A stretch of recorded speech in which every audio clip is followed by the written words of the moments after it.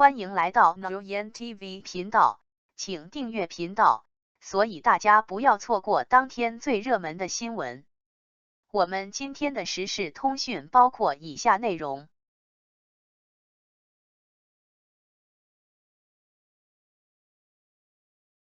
红着红着就黑了，打破娱乐圈这一魔咒的王一博，最应该感谢谁？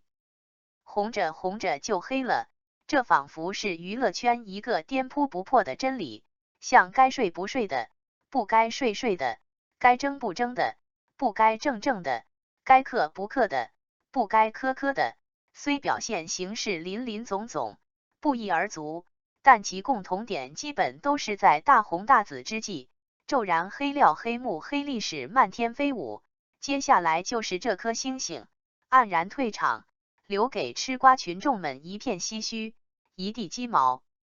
那为什么红的尽头就是黑呢？这很好解答呀。其一，你红，说明你的影响大，影响大，各种价值就大。比如承接新剧，一番和二番虽然只差一字，但演出费却隔天壤。再如广告代言，一线大牌和二线小众，代言费一隔天堑。如果因为你的红，一面牢牢占据一番，另一面又紧紧握住高奢，就这么点子蛋糕都被你占了先机，吃个庆尽，名利当前，不把你除掉，自己将永无出头之日，那不黑你黑谁？其二，你红，说明你的关注度高，关注度高，就意味着你将没有隐私。比如你的七大姑八大姨的谱系传承，你的从幼儿园到精英校园的受教经历，你的男朋友或者女朋友的浪漫花边，你晨起有没有口吐芬芳到你夜卧有没有炫个肉串，乃至于你的一举手一投足，都聚焦在众人的烁烁双眸中。就像没有人会关注阴沟里的一滩污泥，但太阳的黑斑若稍有波动，必定引发全世界的震撼瞩目一样，炙手可热的你，一旦有点风吹草动，那势必会弄得沸反盈天。而黑的手段则没有这样复杂，大抵一是栽赃陷害，无中生有，指鹿为马，颠倒黑白；二是你自己本身就不干不净，不清不楚，不尴不尬，不男不女。翻译成普通话就是要么别人凭空污蔑你，要么就是你自己授人以柄。但在这一派鸡飞狗跳乱麻七糟中，却有一人是个例外，此人就是王一博。13岁出道至今，10余载风风雨雨，多少次大浪淘沙，王一博都决然挺立，乃至成为当今内娱名副其实的顶流及正能量典范。我不妨先来盘点一下王一博在进击路上所经历的暗黑时刻。刚一出道，就被粉丝寄小刀片，泼红油漆，狂骂滚回中国去。滚回国后，又经历几乎2年的闲置期，在北京的一座破旧的筒子楼里打熬岁月。刚刚有了些名气，就惨遭8天8夜的网络凌迟。因少小离家，没有经历完整的9年义务教育，字写得歪歪扭扭，还写错了油，所以被人像赠送博士头衔那样命名为文盲。接演了言情偶像剧，又被嘲毫无演技，面瘫脸。横店拍戏，被实名举报说在宾馆搞不法行动，被警察半夜叫门。河南大水侵覆灾区，被谩骂占用公共救灾资源，作秀。耐克辱华腐发，王一博不是标榜爱国吗？赶快出来走2步！的阴阳怪气幸灾乐祸之声充斥网络。天天向上主持5年，被讥刺为没有主持人证，早就该下台了。赛车被拘，被斥责不大度，自己不敢发声，让粉丝代替发声。1年1首岁末献礼总结歌，被评论超级难听。采访实话实说，被认定不懂礼貌，不懂人情世故。街舞夺冠，被质疑有猫腻；怕虫、怕鬼，被讽刺为矫情；怒斥私生代拍，被抨击为耍大牌；乃至于不拘往哪里一站，都能引来一排子弹，故作高冷，令人作呕。甚至连身边人都未能幸免，比如尔导，因选择王一博出演叶密，就被大喝用流量明星出演正能量人物，有失偏颇。码字到此，我决定打住，因为我发现上述所有黑的一个规律，就是王一博连呼吸口空气都是错的，都罪无可赦。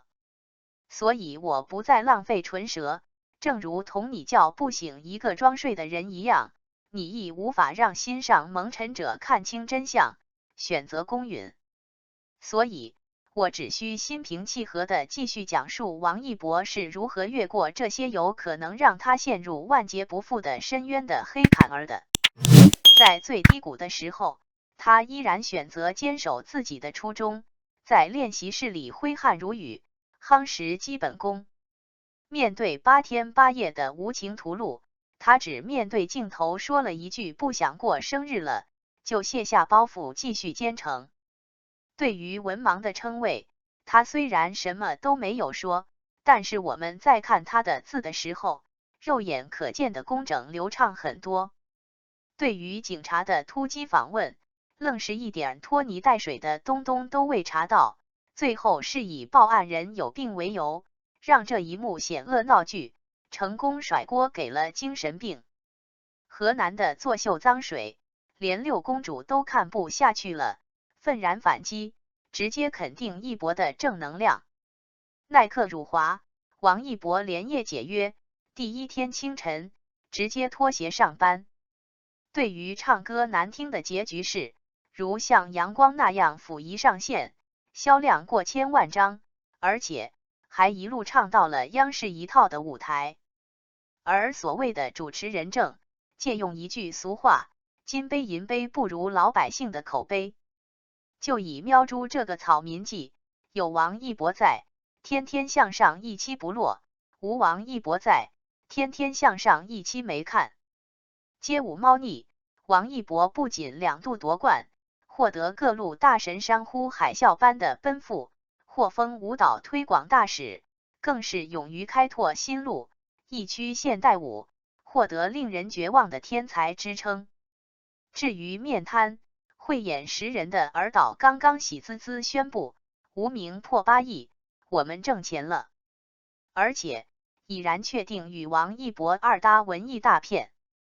由此可见，不管是蓄意捏造，还是疯狂起底，都如竹篮打水一场空，万般算计皆成灰，而王一博反而如出淤泥而不染的白河，越发挺拔磊落。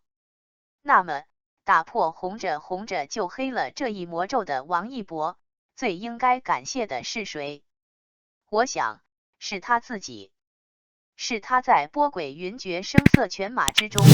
守住了一颗为艺术而奋斗不懈的初心，家国大事绝不含糊的担心，对人对事直率以待的诚心，自我净化心灵的赤子之心。